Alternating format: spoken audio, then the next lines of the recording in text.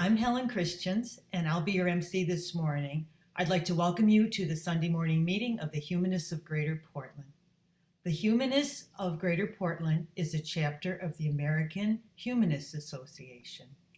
As humanists, our members believe in a progressive philosophy that without supernaturalism advocates living an ethical life based on science, reason, and free inquiry.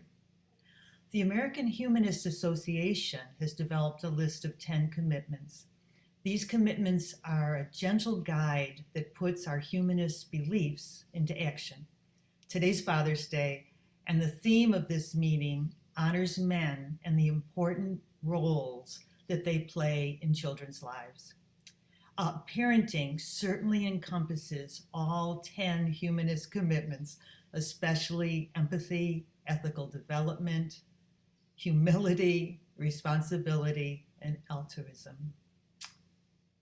HGP is a 100% all-volunteer group that believes strongly in freedom of speech.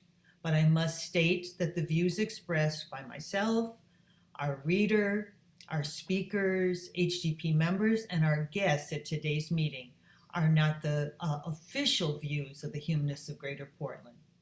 I'd like to welcome Helen Christians on now. He'll be doing a reading. Come on, Al.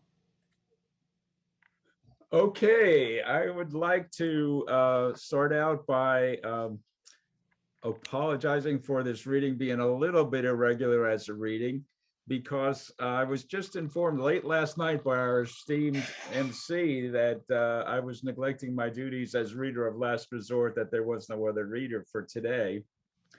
And since yesterday was the new Juneteenth holiday, I was thinking that that's a lot to assimilate. There's a lot of change in America right now.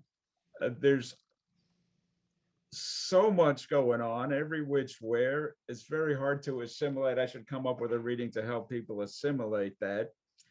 And I came to the book by a book by Sack Van Berkovich, which he wrote in 1978. He was kind of a heavyweight in American studies, and he kind of explains the process by which the American cultural identity was formed and has been formed over the years. It is it's a big boiler room, lots of chaos, lots of pressure, lots of heat, everything to distill down contradictory ideas, inconsistent ideas into a single identity.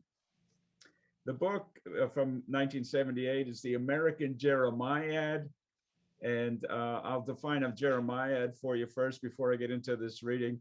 It's a bitter lament. A Jeremiad is a bitter lament of a righteous prophecy of doom, typically a writing that is overly moralistic and pessimistic. And in this book, he it's kind of organized around how the preachers and prophesiers and moralists kind of got their hold on the American dream in the early years of America, following the first couple of generations following the Declaration of Independence, up to the period right before the Civil War is the focus of this reading.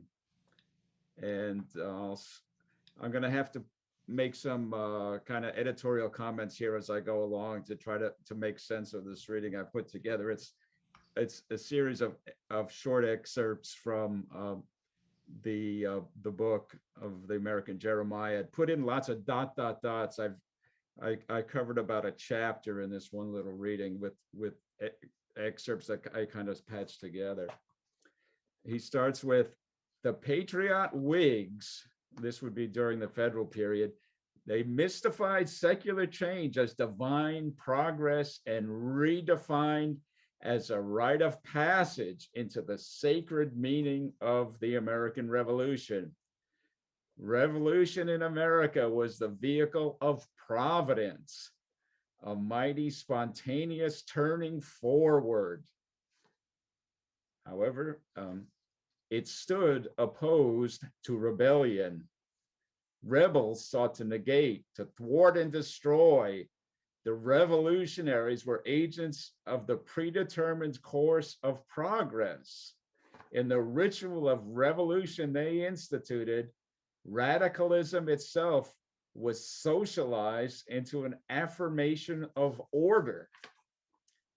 You get the idea of kind of conflicting concepts at work here in America.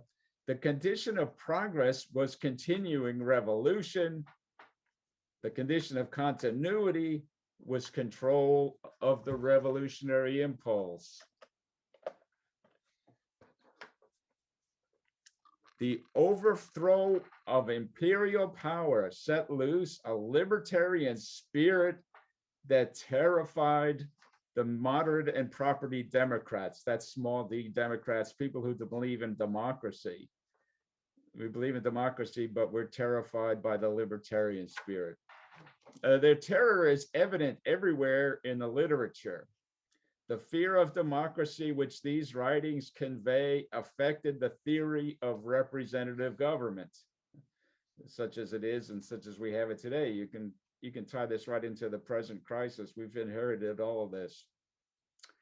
The first aim of legislators after 1776 was to curb popular demands, to mediate rather than meet the call for self-determination, to curtail the surge of democratic individualism, and to institute equality before the law while insisting on a minority rule by the best, drawn from the propertied and educated class. That is, we're all equal, but there is a class that's going to be in charge. An explosive conflict seemed imminent. Here he mentions the Shays Rebellion, the Whiskey Rebellion, and I think there was a Renters Rebellion as well in the early days of our republic. Between the minority in power, the leading merchants, lawyers, and landholders, and the majority they represented. The Federalist Jeremiah saw their duty at once, exorcising the demons of rebellion. So we praise the revolution, but we don't really like rebellion very much. The motive of these Federalist Jeremiahs is transparent in the momentous choice they posed. On one side, apocalyptic disaster. On the other, glory earned through taming, binding, curbing, and restraint. They were berating the present generation from the past in order to prod it forward. You can't deviate from the past, but you got to move forward somehow, forward toward their vision of the future, asserting consensus through anxiety. Boy, is that what we might get here? I think that's 21st century stuff. Alarmed at the rage for innovation. Don't be alarmed because we have Juneteenth as a holiday. It's a surprise, but don't take it too seriously. Retooling the old anti-imperialist rhetoric to defend the status quo. Supporting the system by calling attention to its current dysfunctions. The American Republic generated a conformist spirit that foreign observers termed a tyranny of the majority. This was the upshot of all of this conflict and pressure. The American community defines itself by its relation to a continuing revolution based on a conception of the future as the present. That is to say, I think what he's talking about is that we all imagine that the founders of America imagined the future that they wanted to build, the paradise that they wanted to build, and oh, it's us. We're here. We're living their idea of paradise as they saw it with their great foresight a couple hundred years back. And Berkovich's idea is that, as crazy as this all sounds, it tends to work out. So have faith, people.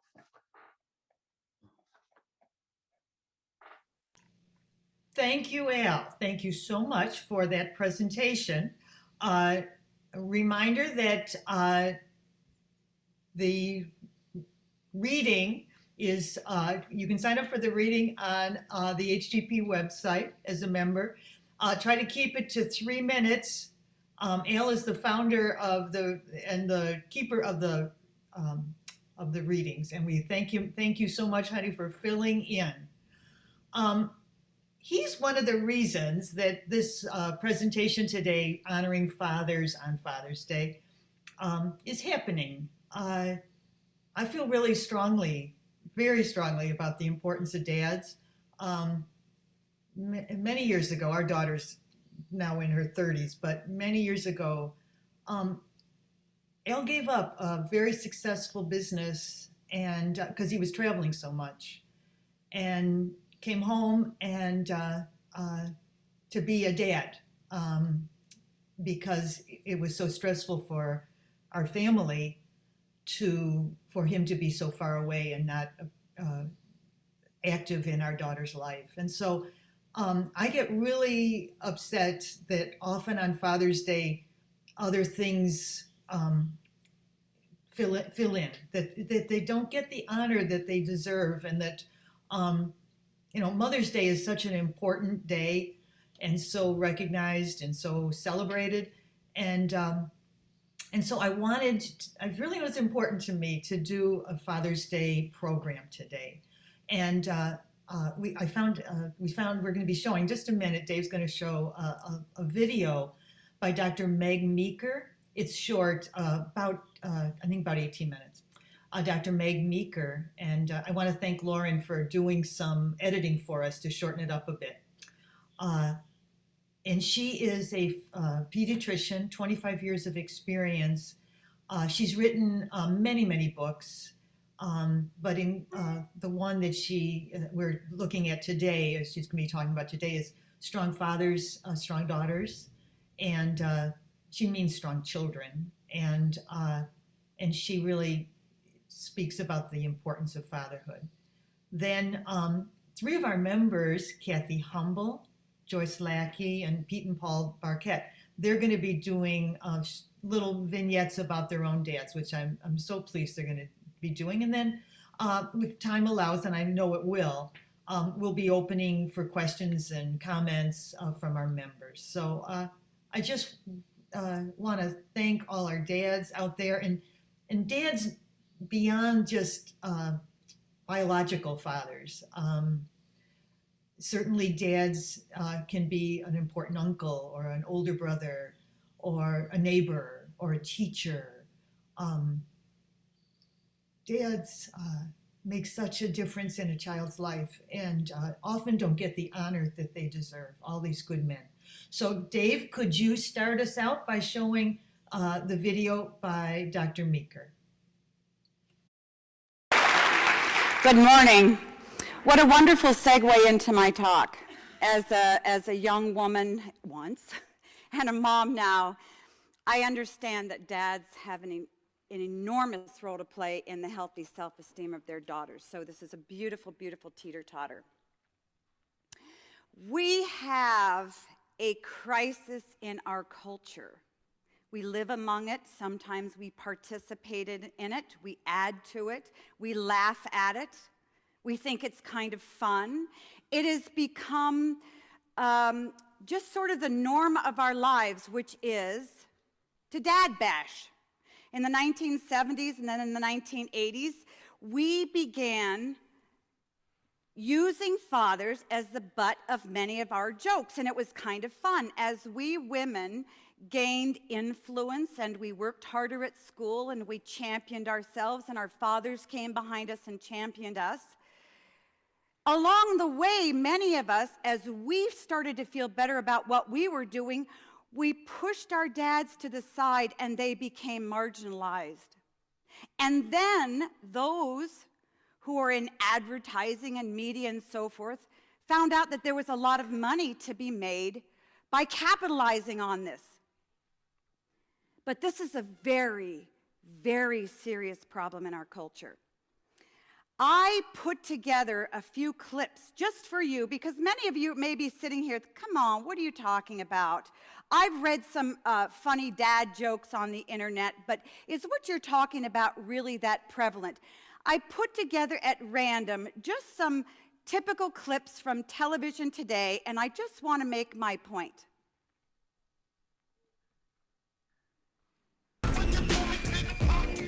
Throw your hands in the air if you's a true player. So the honeys getting money, throwing fellas like tennis. You drop your kid on a changing table? Stuff just happens, okay? Last week, my kid ate a cigarette. I caught him playing in the dryer yesterday. I picked up the wrong baby from daycare. Found my baby swimming in the toilet. No judging. You little joke's on me, is it?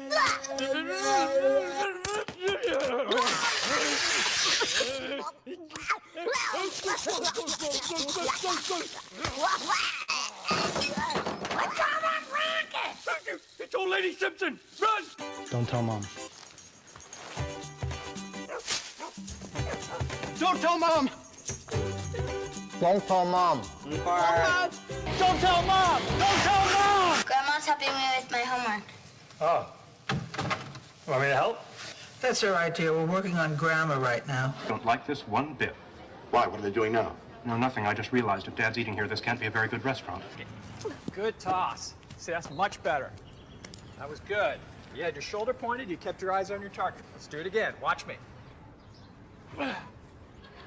Just like that one. The durability of the Volkswagen Passat. Pass down something he will be grateful for. It's funny. It's very, very funny. But when was the last time you saw a dad portrayed as a hero in an advertisement or a movie? The last time that I can think of that was in The Pursuit of Happiness, when dad was actually a hero. Now, you see, this is funny, but for me as a pediatrician, who learned many years ago that if I want to do something important for children, I had to help their parents. Because once I help a mom and a dad, I don't have to worry about the kids. This is a very important issue for me because while we laugh, it becomes part of us. We too start to laugh about dads. Kids are watching this. Kids begin to look at their dads as the butt of all jokes. If you could just sit in my office and see how kids talk to their dads, it's phenomenal. Dads are not respected, they're not revered, and it's an enormous problem. Why? Am I just making a big deal? Maybe I'm just kind of a stuffy person making a big deal about nothing. Let me tell you why this is really a national crisis. Because dads are the central figure in the identity formation of a child. Think about this. Think about when you were a child. Children, boys and girls, when they're young, when they're older, teenagers, even as adults, their identity is shaped by interacting with their fathers and their mothers, but we're talking about dads today. Kids watch their dads. They read their dad's faces and they read their body language. And they're looking at their fathers, not because they care that much about their dads, because kids aren't that nice. They're very self-centered. They're looking at dad because they're trying to figure out some things about themselves. What are they trying to figure out? They look at their dads to say, Dad, do you see me today? Do you see me in the kitchen? What do you think about me? Men, when you walk in the door after work, your daughter knows and your son knows within 15 seconds what kind of a day you had. Not because they care about you, but because they need to know whether they should stay in the room or not. Right? If you've had a bad day, they're out. But they're constantly searching you because they need to figure out some things about themselves. Identity formation. A father plays a crucial role in a child's identity formation. The reason we cannot afford to bash our dads anymore is because it breaks children. The best research shows that toddlers who are securely attached to their dads are better at solving problems. The best research shows that if a girl is struggling with her self-esteem, The best thing you can do for her is not sign her up for better soccer or find her a better ballet team or hire her a tutor so her grades are better. The best research shows that the best way to boost a girl's self-esteem is for her to receive physical affection from her dad. Best way to boost a girl's self-esteem. Dads, when was the last time you hugged your daughters? The best research shows that when kids grow up with a dad in the home, not a stellar dad, not a perfect dad, a good enough dad in the home, kids are less likely to struggle with depression and anxiety, learning disorders. They're more likely to graduate from high school, go on to college, and go on to graduate schools. They're far less likely to be in drugs, alcohol, and sex at an early age. In short, dads are phenomenal for children. Finally, we know that the best research, a study started with 90,000 kids across the United States, looking at the factors operating in a teenager's life that keep them out of trouble. The number one factor keeping kids on the straight and narrow was not their peers, and it wasn't the school they were in or the church they attended. It was something called parent connectedness. Dad connectedness, mom connectedness. What is this all about?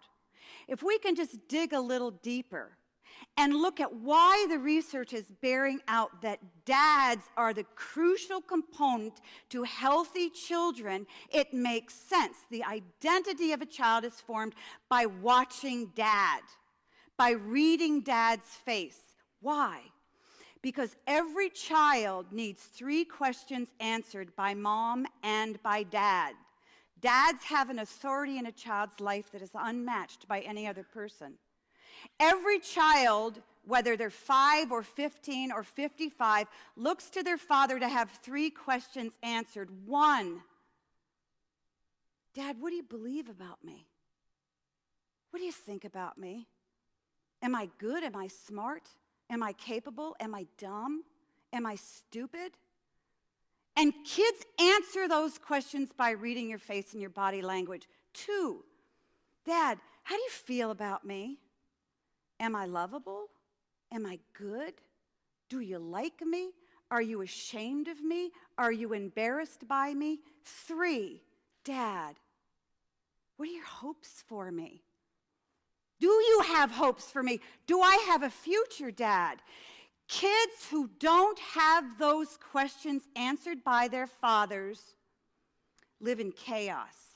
I know this. I see this. You know men like this.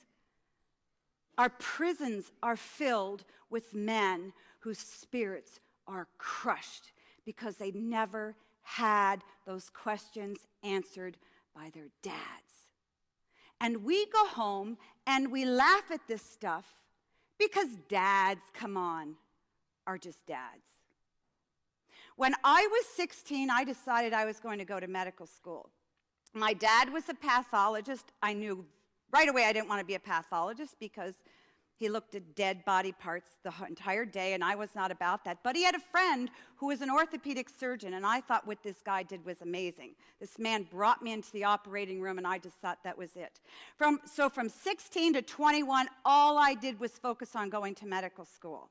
Graduated college, sent off all my applications. I was living in Boston, very, very competitive.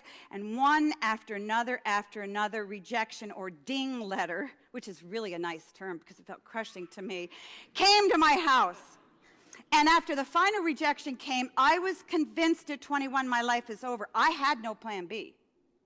I had no backup plan. And I went out for a jog to figure out, okay, what am I going to do with my life now? This is bad. And I went out and I walked back into my house and I overheard my dad talking on the phone in his study, which was unusual because my dad was kind of an eccentric man. He was very much an introvert. He didn't talk on the phone a lot. And as I walked by his den, heard him on the phone, I heard him say my name. So, because I'm a healthy young woman, I eavesdropped. I stopped outside of his door and I listened to him. And I heard my dad say, yep. My daughter Meg is going to be going to medical school in the next couple of years. And I thought to myself, what is he talking about? And then I thought, surely he's paid somebody off. But I will tell you, the feeling that I had standing outside of my dad's door is a feeling I can capture now, standing on the stage at age 57. Why? Because in that moment, my dad answered 3 very important questions for me. What do I believe about you? When you set your mind to something, you fly, and nothing can stop you. He believed where I couldn't believe. That's the power of a dad. How do you feel about me? I'm crazy about you.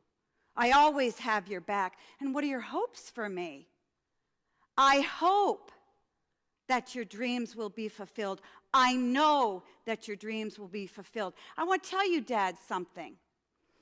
Years later, my dad's voice resonated in my head and in my heart as I wrote my first book and my second and my third and finally my 6th. And when I went to my dad several years ago and I told him about that time, my dad didn't remember having that phone call in his office. You get it? Dads change children's lives. When you change a child's life, you change the family structure. If a child doesn't have those questions answered from their dads, they live in chaos. I know this. I've been invited to work with some professional athletes because these men don't know how to be fathers. You know why they told me? They don't know what dads do. They don't know what dads say. They don't know if dads are nice or good or kind or mean or embarrassed of them or ashamed because they never knew their dads. They don't know where to start. But that's the least of their problems. The biggest problem they have is that internally their soul is in chaos because they don't know the answers to their questions that their heart needed to ask. I want to just point out one thing, too. Those questions are not answered on soccer fields and baseball fields. They're not answered in concert halls. They're not answered as we drive our kids around to all these athletics. And they're not answered on a college campus. They're answered as kids live life next to a good man. Period. Are we missing it? Yeah, we're missing it. I started talking to you about how we're deriding dads, marginalizing dads, and we women, myself included, are leading the pack. I'm not here pointing fingers. I went to an all-women's college in the 1970s, and I will tell you, we had quite a ride, and we led the pack in proving that we could outdo men at everything. And ladies, wives, moms, sisters, aunts, we got to knock off the dad bashing. You want a game changer in our culture? Let's bring back some respect for our dads. Let's refuse to buy the Father's Day cards that only talk about hogging channel changers and drinking too much beer. Right? Because it's crushing our kids. I started my talk with something that is not real life.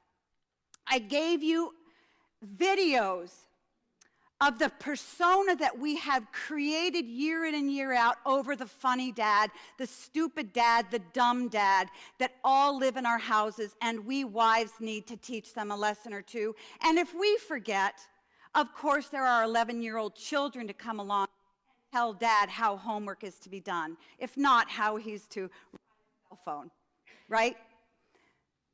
But that's not real life. That is not real life. I want to show you clips now of dads in real life.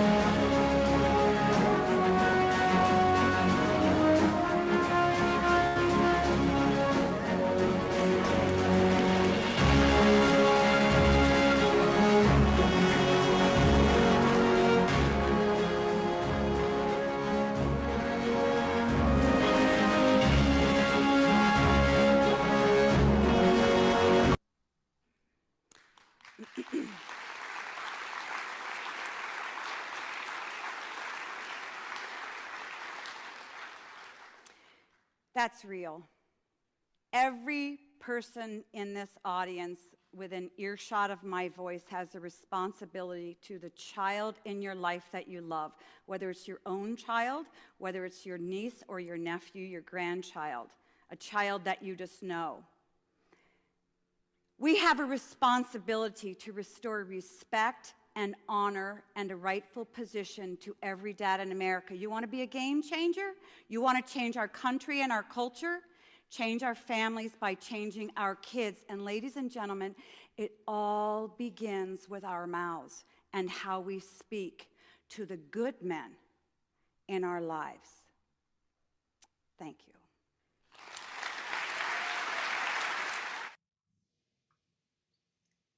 Thank you for your attention to that video. That just meant a lot to me. Thank you. We're going to move to some personal stories now. Three of our members, as I said before, Cathy Humble and Joyce Lackie, and Pete, four of our members. Sorry, Pete and Paul, I said, don't mean you as one person. 3 presentations with 4 members. Cathy Humble will begin, and I'm going to share my screen so that you can see a little slideshow of. My father, Tom Rogers, was a brilliant man, but complicated and difficult. Being his daughter was also complicated and difficult because he thought of children as small adults. Tom was a college professor teaching English composition and English literature to me as well as to his official students. Every writing assignment he gave them, I had to write also. When he still had just a master's degree, he taught at a small college in Illinois. Because it was Abraham Lincoln country, he assigned analyses of all the Lincoln-Douglas debates. So I read and wrote about them when I was 9 years old. Once he had finished his doctorate, he taught at what later became Stony Brook. At first, it was located in Oyster Bay and planned as a training ground for high school science teachers. So he taught English by assigning books written by scientists. For example, his students wrote papers based on Darwin's Origin of Species and the Voyage of the Beagle. So did I at age 13. I learned to write at my father's knee more than from any later classes. Next photo.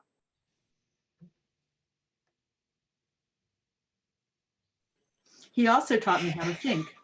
During long walks together on country roads, he'd ask me what kind of tree that was. How did I know? What breed of cow was that over there? How did I know? Was it likely to rain tomorrow? What told me that? For any aspect of life, how did I know what I knew? What was my evidence? How did I know what Jane Austen thought about British society? How about Charles Dickens or Thomas Hardy? His expectations were exhausting. My mother ran around after him trying to clean up the emotional debris. Wasn't a 10-mile walk too much for a 6-year-old? Did I really need to study Latin when I was 11? When I got my once only high school B+, should he really have said, why the failing grade in math? But sometimes his perception of me was exhilarating. Starting when I was 13, he'd let me take the train into New York City and wander around on my own. My mother never caught on to this conspiracy. She thought he always escorted me. All the positive words he didn't give me, he lavished on his students, at least the good ones.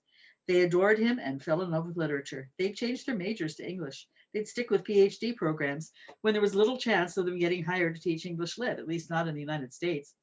As the years passed, more and more of the ex-students he'd advised wrote to him about life in the countries where their PhDs had been welcomed: Iceland, Thailand, Saudi Arabia, and many more. A constant stream of long letters, photos, and postcards from dozens of them, and a constant stream of letters flowed back from him to them. After I left home, he wrote me several letters every week. His letters to former students or me were all signed TR. We all addressed him as Tom. Next photo. He retired, my mother died, and 10-mile walks became harder and harder for him. At age 80, he moved from New York to Portland, where he could live 7 doors down the street from me, Val, and his grandsons. I was often his chauffeur to Kaiser appointments, Powell's books, Chamber Music Northwest concerts. I even drove him to SeaTac to catch a flight to China, where he volunteered for a while as a high school and college English teacher. One morning, he came to my door asking for a ride on such and such a day. Where to? Up the Columbia River. To where exactly? To a forest grove on the Colville Indian Reservation. Why there? An ex-student was getting married there, and Tom was invited to the wedding in the woods. With enough nudging, the whole story came out. Jim X, the groom, and his brother Bill X, the best man, had been in Tom's classes several years apart. So he divided their childhoods between living on the reservation, with her Native American mother, and visits to New York, where their European father played French horn in the Metropolitan Opera Orchestra. Bill had gone to Stony Brook and found himself in one of Tom's classes. My father hooked him with his usual Socratic routine of, how do you know what you know? What is your evidence? The class honed Bill's already keen mind. He had the sense not to try for a PhD that would land him teaching in Tierra del Fuego. He wanted to study law, specifically Harvard Law School. So Tom wrote him what was probably a stellar recommendation. I never saw it, but I'll bet it didn't say why the failing grade in math. Bill was accepted by Harvard Law and thrived there. In an amazingly short time, he was admitted to practice before the U.S. Supreme Court on behalf of 7 Native American tribes. Younger brother Jim also did well in Tom's class. He also wanted Harvard Law. My father also wrote him a recommendation. Jim got accepted and thrived like his brother. After Tom moved to Portland, he had me drive him to Golden Dale, Washington one day to watch Jim in action in the courthouse. Now Jim was marrying a Native American woman who was also a lawyer. We drove up the Columbia almost to Canada and took a ferry to the reservation. It was a bit scary because the other vehicles crossing the river with us all had bumper stickers with messages about killing the white man. But Jim and Bill welcomed us warmly. It was clear how much they liked and respected my father. The ceremony was going to be held a short walk from the river. On the edge of the grove stood 2 teepees, one where the men changed into traditional Native clothing, and a second one for the bride and other women. When the sun was high in the sky, Jim and Bill's father started to play the Lohengrin Wedding March on his French horn, which he toted all the way from New York. The bride emerged from her teepee and walked through the leaves up to where the 2 brothers stood. She was absolutely radiant in a long doeskin tunic trimmed with beads, with her ebony hair streaming loose down her back. Some of the ceremonial words were English, some not. Then came a feast of salmon, venison, berries, and many foods I couldn't identify. A drum circle included drummers from all 7 tribes represented by the wedding guests. No more photos.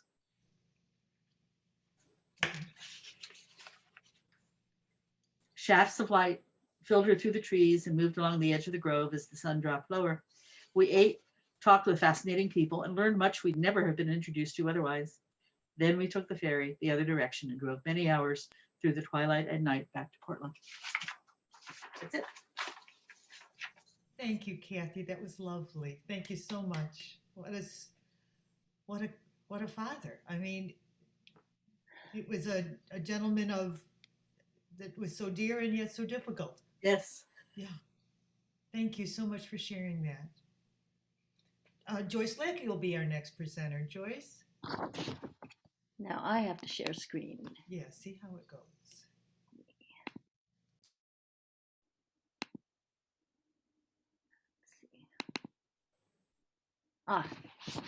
The Burt Lackey. I just want to play.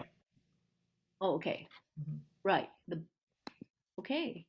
I'm not sure Helen knew what she was doing when she said I could talk about my dad, but just so you know, I would put him up against any dad on the planet, and he gets top billing, bar none, no contest. So once we get that established, we can move on. Helen gave me 5 minutes and I managed to get it just under 8, so I think I'm a miracle worker.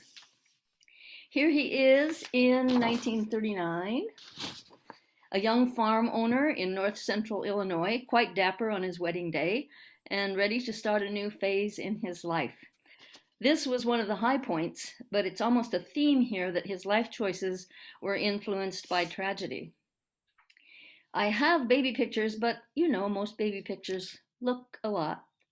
So here he is at age 2, rather sophisticated young man, and also about the same age. The family story is that here he was running away from home. I believed that for years until one aunt told me that someone said it in jest, but I still believe it. A little bit later, here's a picture of him. Beside a picture of him, there's a picture of him, his dad, in the same album, right beside him, holding the same 2 fish. So I think this was a joint effort. But this kid was obviously enjoying his idyllic life on the farm. That was to change, however. The first, I mentioned tragedy, and the next picture shows that young family with, is that thing that says screen sharing on everyone's screen? Oh, good, it's in my way. Anyway, my father was 14, and then the 2 younger sisters and his younger brother, Nim, had just been to the memorial service for his father's death. His father had his appendix burst, And so my dad had decided at that point that he would finish high school in 2 years and take on the family farm. I don't know what my grandmother thought about that, because she was able to send the girls both to college. And I think she would have liked my dad to have gone to college, but that was not in the cards for him. The second tragedy in this picture is that younger brother Nim, when he was, I believe, 16 or 17, was swimming in the local pond with a friend, got a severe cramp, and the friend was not able to save him, and he died. So I'm not sure whether my father was married yet at that point, or whether that was right after. But then I'm moving on to the picture, his wedding picture in 1939. It was the custom then that the school teacher of the local little country school had to be single, and she boarded with one of the families there in the neighborhood. So my grandmother's farm was less than a mile from the one-room school, where actually I went to school for 6 years. And my mother came to board with them, which set up a rather convenient situation for romance. So they eloped within that first year, and she had to quit teaching because she was married then. You couldn't teach once you were married. Well, once the two got married, then there comes yours truly, and that was about a year and a half later, just make it legit, with my father. And one of the first things you do when you have a little kid is you get her up on that tractor, and I was a pretty good driver at that age. But then along came another one, and I don't know about my sister, but I could not stand that sun in my face. Remember those Brownie cameras, how you had to stare right into the sun to get your picture taken? Even my dad's frowning in that one. So then along came another little girl. So there's the family, the 3 little girls. And I think that's one of my dad's Hudsons behind the picture. He liked to drive Hudsons, so somebody might appreciate that one. So he has this little family, and he has to support it. So not only is he running the farm, but he took a job as the road commissioner for our little township. And have just put in a culvert. And part of putting a culvert in is using dynamite. So my dad's in the lead there. They're not waiting around for the dynamite. And as far as I know, that third man actually made it out. I never did hear anything to the opposite. He worked hard, but he also played, and he and 3 other farmers who knew they couldn't afford, who wanted an airplane, but they couldn't afford one on their own, went together and bought this little Piper Cub, which started a rather fun time for us, because Dad would take you up in that little airplane, and you could see not only your own farm, but the farms all around in your little town, and it was a delightful time. But then those girls grew up, and so my dad had to start walking girls down the aisle, and he'd had to do that 5 times for 3 girls. So some of those things didn't stick, but there he is in his tuxedo doing his fatherly job. But after those girls get married, then along come more little people, and so the little people, of course, have to get on the tractor. And so we have the picture. I have a picture there, but the times were changing, and now the grandkids got their own tractor. Just ask Dell about that. So they could hook up the little tractor and haul Grandpa all over the farm. And then I have I don't know, 5 or 6 pictures of Grandpa being hauled by those little tractors. I wasn't giving him any grandkids though, so but he always came to whatever was important in your life. And so that was when I got my PhD at the University of Alabama. My mother didn't travel much, but my dad brought my sister and her little ones down for that. My mother was pretty fragile, and so and I psychologically as well as physically, and so that led to I mentioned that there was a lot of tragedy in his life. My mother took her own life at age 65, and at that point, those are mostly the members of my father's family gathered around us for support, but my mother's family was there too, of course, and that was a rough time for my dad. In fact, for about the next year and a half, you didn't see him smile much. He dealt with it, but it was not an easy time. However, then he met another love of his life, and her name was Joy, aptly enough, because she gave him a great deal of joy. He was a lifelong Mason, member of the Masonic Temple, and very proud of the community work that they did. In fact, they sponsored the Shriners Hospital in Texas, which I think had a burn unit, especially for children. I meant to ask Helen about that. Joy was also a member of the Women's Auxiliary for the Masons, so they filled their lives doing a lot of good work that way, and also just sort of playing. Joy brought him something new in his life, and that was a son. So Joy had a son, Stephen. I think that's her sister between her and my dad. But that gave my dad 3 daughters and a stepson, and he warmed to that. He enjoyed that. I threw this picture in here just to show you what happy years those were. Those were very good. He had 10 good years with Joy. They did a lot of playing, but then as he began to fade, you can see here he's receiving his 50-year pin for membership, and past Grand Master and all the different roles that you fill in the Masonic Temple. But he has had a heart attack and a couple of strokes by this point, and so he doesn't have much use of his left arm. It's just not functioning there. So the last picture I want to show is him. He's still cradling that arm, but I like that picture of me and my dad. He's never lost that smile. And he used to tease the nurses mercifully. Anyway, a lot more time in the hospital after this. So I just want to conclude by saying that my father was a model for me for patience and caring and community service, and definitely humor. He loved to be silly. He wasn't trying to impress anyone.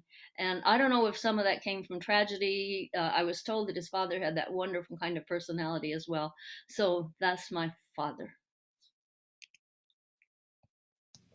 Joyce, that was lovely. Wow. Thank you so much. That was lovely. Yeah, it's yeah. So nice to share such stories of such a wonderful man. Thank you. Thank you. That picture in the wagon, that was adorable, with the little guy driving the tractor. I bet Dell enjoyed that. Dell has a few of those tractors out at his house. Yes. Well, our last presentation is by Pete and Paul Barkett. So Pete and Paul, you're going to share a story with us. Well, my dad was very kind, and I inherited some of this. He would hire characters in his business, and I hired some real characters in my business, one of whom was Jimmy Mallory. At that time, we called him a retarded person. I don't know what you call him now. But Jimmy would come in and take care of all of the deposit bottles, because back then, all the bottles were returnable. And he had a little shed in the back parking lot. And one of my favorite stories was my dad got a good deal on beer one day, and he didn't have enough room in our regular warehouse. So he put a bunch of cases of bottles and cans of beer back in Jimmy's bottle room, and he didn't tell Jimmy. So Jimmy came to work that day, and one of our regular customers came running in the door and said, Joe, get out in the back parking lot. And Pop would, oh, geez, what's going on? He runs back there. Jimmy is throwing cases of beer into the parking lot, and the bottles are breaking and the cans are denting. So Jimmy got fired for the 9,000th time, and then the next day he would get hired back again. One other story that I love my dad, that the dairy where we got our ice cream and milk was right across the street. So I guess all of the people who worked in the dairy would come in the store. It was a little convenience store with liquor. And one day the sales guy came in, and Pop says, you're always bringing us vanilla, chocolate, and strawberry ice cream. Vanilla, chocolate, strawberry, vanilla, chocolate, strawberry. Can't you bring us something else? And when my dad got caught off guard, it was always the funniest. The guy says, well, sure, Joe, what would you like? My dad goes, Neapolitan? So that's it for me.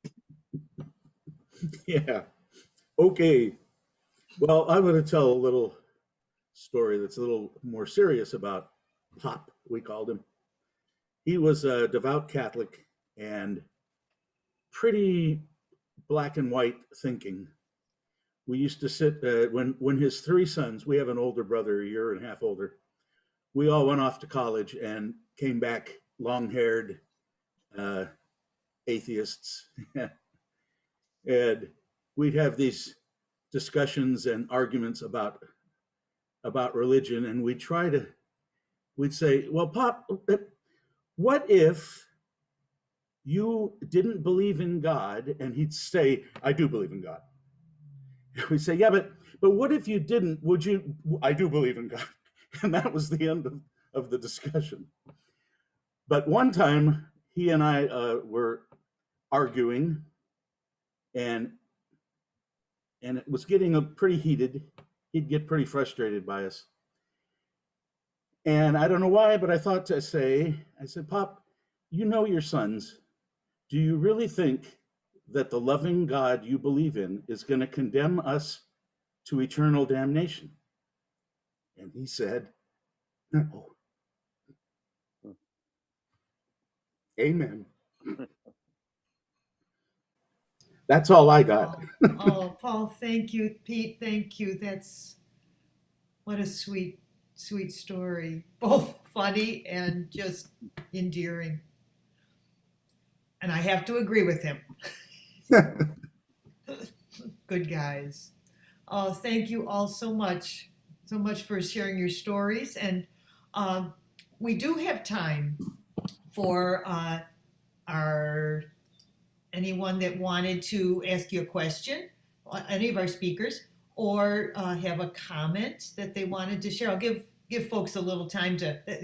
This has been emotional, and I'll give folks a little time if they want to enter anything into chat or want to share a story of their own. Don't have anything yet. I'll have to think a minute myself.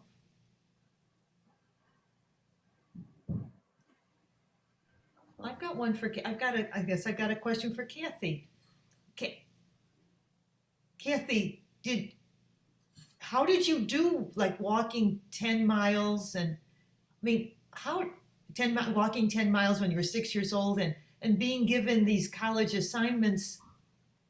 I mean, you couldn't have done a college, you couldn't, how did you do that? I mean, that just seems overwhelming for a little kid because you still had to do your own schoolwork and your own homework. How'd you do that? Well, I think on the bad side that it made me as an adult try too hard, think that nothing was good enough. Yeah.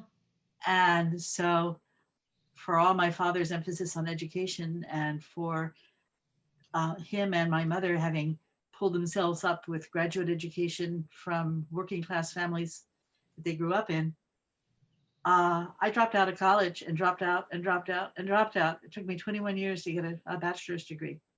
And I think it's because I couldn't handle the amount of work I assigned myself to as a student. Yeah. Because my father had assigned me so much. And I had to ultimately meet his standards later on, even if it didn't matter. Right. I never had a teacher who was as requiring of perfection as he was. Yeah. Also, I wanted to say that all the things he never said to me that were praise, he would say off to the side, and sometimes the word would get back to me. Yeah. Like I spent a year and a half at Berkeley, and I wrote a paper. The teacher wrote on, when he handed it back, he said, "See me after class." The dreaded "see me after class." Wow. Turned out that he wanted to mimeograph up the paper and pass it out to the rest of the class because he liked it so much. So I sent a copy of the mimeographed paper to my father, and apparently he went around the whole English department in Stony Brook making everybody read it and saying how brilliant it was. He never said anything like that to me about it. Well, my mother knew, and she told me. And when my first child was born, my daughter, Jenny, I was on the phone saying, Jenny is here.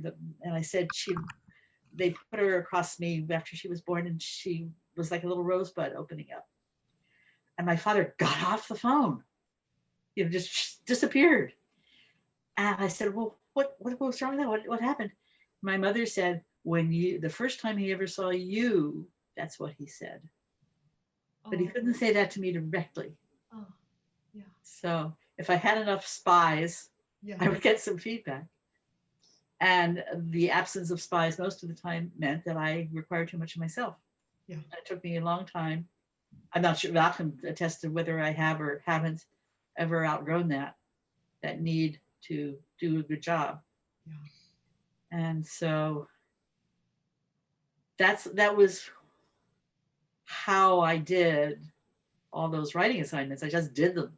Yeah, just did them. Yeah. And once, after the first 3 or 4 miles, 10 miles isn't that bad. Yeah, and you were with him. I mean, the thing is, he wasn't. You were with him walking, and yeah. And even after that, until I got much older, I did a lot of walking just on my own. Good for, yeah. So. Yeah, and humans are made to walk. That was the thank you. Yeah. But it did have the effect of it taking 21 years for me to get through college. Yeah. What'd you get? What was your degree in? Well, after many, many years of studying English, I finally switched to psychology and got a degree in psychology. I looked at my transcript and I said, I've never gotten more than a B in an English class, and I've never gotten anything less than an A in a psychology class. Yeah. Maybe. And that's where you went. That's good. So. Yeah. Thank you. And Pete and Paul, what kind of store did your dad have? No, he had it started off as a liquor department in a big grocery store, and the grocery store folded. He kept the liquor store open, and then he built his own little store, and it turned into kind of like a 7-Eleven back then. He started acquiring all kinds of whatever anybody said, Joe, do you have this? He'd order some and put it on the shelf. So the liquor became kind of a sidelight, but we all worked there. Sure. And some of our friends, we all worked there. When Pete and I and our sister were first out there singing and traveling and making no money, whenever we were broke, we'd come back and he'd always have a spot for us to work in the store. So yeah, we got a lot of life lessons in that store. Like Pete was saying, he hired Jimmy. Right. He hired a couple of other guys that other places probably wouldn't hire. Right. And he was a very patient man. He put up with all of it. He put up with us playing baseball in the store. In the store. Yeah, we would use a little stick and wadded up tin foil for a ball, and we'd bat it around in the store, and we would say, yeah, the ball, it's so light it won't break anything, until we knocked a half gallon of bourbon off the top shelf. And let me tell you, when your dad walks in the store the next morning, there's no way to hide that smell of bourbon. Just everywhere. And his thing was, oh geez, what were you guys doing? What were you thinking? Yeah. Oh, that's funny. And I will say, Pop, same thing. He didn't praise us very often, but his friends would come into the store and say, your dad is so proud of you guys. And one little story, I was in an argument with him one time about religion, and he got real frustrated and angry, and he left the room. And I followed him, and I said, Pop, even though we disagree, you know that I love you. And he got mad at me. And he said, don't ever think I don't know that. Oh, wow. That you never have to say that to him, because he will always know that. Yeah, he wanted to take things for granted. Yeah. Didn't want to have to say them. Yeah. I'm kind of like that myself. Yeah. Pete's even worse. I'd like to say something. Yeah, am I okay? About the whole saying you love somebody thing. I think my father thought it was immoral or something. He didn't think anything else was immoral, but to praise people and to tell them you love them. And I once, when I was, I think, 22, 23, I had it out with him about how he had never said, I love you to me. And he said, my father never said that to me, except when he was on his deathbed and out of his head and didn't know what he was saying. So this love, don't say it, love, don't say it thing gets from generation to generation to generation to generation. Right. May I add to that? Or Joyce. I don't think my father once said, I love you. It was just there. But I did want to add something to what Paul said, and that was that my father never said a harsh word to me after I put his pickup truck in the ditch on its side. After this was younger, my cousin came along with his BB gun and we shot every one of those little window panes out of the barn windows. I got him lost in DC at night after my mother's death. We drove out there to see some things and we got totally lost and drove around for 3 hours trying to find our motel. Our various pets, there's more, but that just gives you an idea of the patience. Yeah. And then, Joyce said he chose, because in that picture, he looked older, but he was standing, he was the tallest, right? I mean, in that picture of the family after his father's death, he was only 14 in that picture? Yeah. Wow. He looked older. He looked more mature. My grandmother was sitting, of course, and then the girls were shorter. Yeah. Yeah. But to make that choice, really, he said, I'll take care of my family. I mean, we'll keep the farm. My mother, I'll help my mom keep the farm.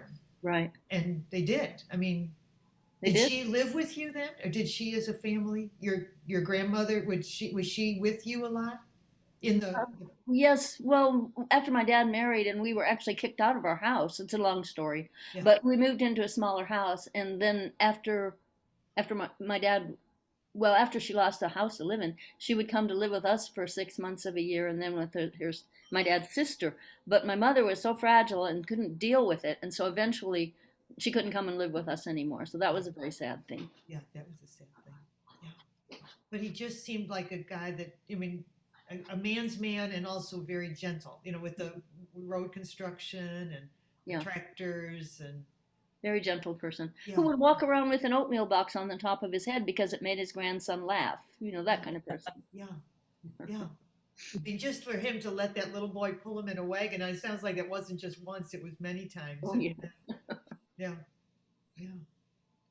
Those were different. Those were certainly different times that little kids are driving tractors, and you don't see that anymore. You just don't. May I say something? Sure. Sheila? Yeah. About the praise thing, I think that there was a theory back when that to praise, if a child got praised, they became spoiled. Yes. Wasn't that part of the way things were believed? That's all I can think. Yeah. And I think, was it Dr. Spock that changed that? I think it was his. Maybe. Yeah, I think he was saying that praise was good, and loving your kid and being affectionate to your children was a good thing. Yeah. We haven't talked about people who had no father, but there are probably people sitting in this room and certainly out there who had no father, and that's a whole other issue, and a very sad one. Yeah, you're right. And I thought about that, as we were doing this, and to recognize, hopefully there was a man or woman. In there, I don't believe you have to have a dad, but you have to have an important male person. Yeah. And even, if I was at a women's last night. I went to. My daughter has a friend who is a woman who is on a semi-pro tackle football team, and it was a good game. They got the Portland Ravens is a semi-pro women's tackle football, and they played the Seattle Majestics and got creamed. It was like 50-13. It was just it was a rough game for them. But as we're walking, I was walking out, this little girl is dancing, and she was probably about 6 years old. And she said, are you rooting for the Ravens or the Majestics? And we said, for the Ravens. She said, well, I'm rooting for the Majestics. My mom is the coach, and this is my other mom. You know, so it's like, and she was about as together as a little 6-year-old could be. And I thought, you know, we've come a long way. Yeah. But it's, and it's not that you have to be a biological connection to any person. And you know, the folks that don't have a dad, hopefully their lives get filled up with another important person. It's just, it's tough. I'd like to say something else. Yeah. About the other important person aspect. I was born a year and a half before World War II ended, and a lot of people don't realize that many military people were not demobilized until long after the war ended. Mm-hmm. My father was in the Army when I was born, and he was in the Army for the first 3 years that I was alive. So I and my mother lived with her parents. Mm-hmm. While he was in the military. He was local. He did translations and code breaking. He was never overseas, but I didn't see him that much. And my grandparents were as warm and loving and praiseful and hugging as he was not. Interesting. So it's as though I got an immunization of warmth from them for the first 3 years. They didn't have PhDs. They didn't talk about literature and this, that, and the other thing, but they were warm. Yeah. And I had such vivid memories of that time. And I think it made other things more bearable later. Sure. Yeah. And so it does, you know, the point of the video was that there is that men are minimized. And I just think it's important to keep that in mind, that those jokes are funny for the moment, but how important, you know, like your grandfather was, Cathy, that and grandmother, you know, that they just loved on you, and we're so happy you were there. Yeah. But I wonder a little bit if some of that isn't to try to make fathers less, you know, scary or something, to try to make them feel like, I mean, even the speaker spoke about, you know, always seeing how your dad was when he came home and whether he'd had a bad day, etc. And I think that was kind of true in my house. And in fact, I mean, my mom would take, you know, it was like, wait till your father gets home, that sort of thing. And that was kind of customary in those days. Sure was. So I kind of wonder if some of those lighthearted jokes about dads are kind of to try to put a little bit of damper on some of that feeling, and maybe make them a little more, you know, approachable in some way. But I don't know. I mean, there's definitely a balance there. Right, Dave. So right. May I show you the list of things I would like to have said about my dad if I had more time? Of course. I don't even know if you can see. Oh, you may not be able to see it. Anyway, it goes on for 2 pages. When Joyce first said she'd do this, she said, I've got 45 photos. I've got to pick up I think I've got to take a few out. It was just really funny. Yeah. Yeah, Joyce, you had so you grew up on that farm. Yes. Yeah. We still own it, actually. Really? Who's there now? The farmland is rented out to a family friend's son farms it, and then we rent the farmhouse out to whenever we can rent it. Rent it to. Good. Well, I don't have anybody that ever entered chat. So here we got Michael. Wonderful. Come on in. I can hear you, Mike. Okay, and here I am. Here you are. You're not missing much. Well, anyway, fatherhood's been pretty sketchy in both sides of my family. My mother's father was a bitter alcoholic who drank himself to death pretty much 2 years before I was born. My father's father, he lived much longer, but they were terribly estranged after his parents got divorced. And both my mom and my dad, had kind of negative impacts from their fathers. And adding to that, when they both got married, after they got married, they had 4 children, me being the oldest, within 5 years of each other. Oh, man. Yeah, and that was a lot of excess stress added to both my parents. Sure. And my dad would sometimes, I don't want to say explode, but you just snap at times. And it was mostly yelling. And he had a voice that can stop a Sherman tank. But as he got older, he saw the impact it was having on his kids. He started, being more reflective of his own behavior. And I do like to think that I inherited some of that in my own conduct. And these days, it's interesting. He says he called himself a follower of Christ, but he no longer considers himself a Christian. I think he's seen quite a bit of BS going on from the religious right himself and is appalled by it.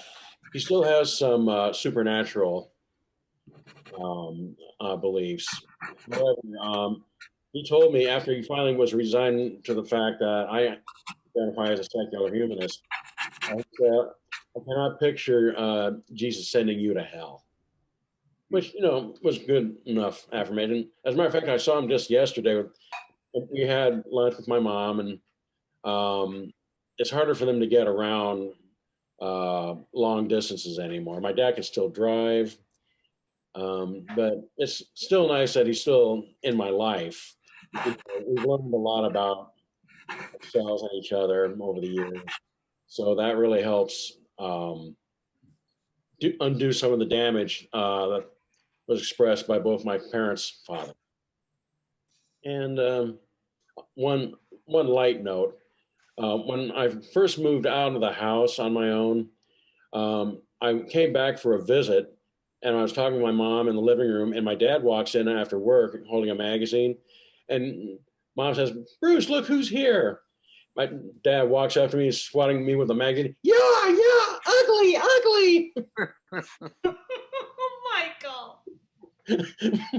I also inherited a lot of a sense of humor. Sense of humor. Yes, I mean, that's your sense of humor for sure. He even sounds like the parrot you like to tell us about. I mean, that screechy voice, the pirate you tell us about, that voice that you just made. Yeah. Oh, fun. Yeah. Well, thank you, folks. I think we're going to close out our meeting, and I got to find my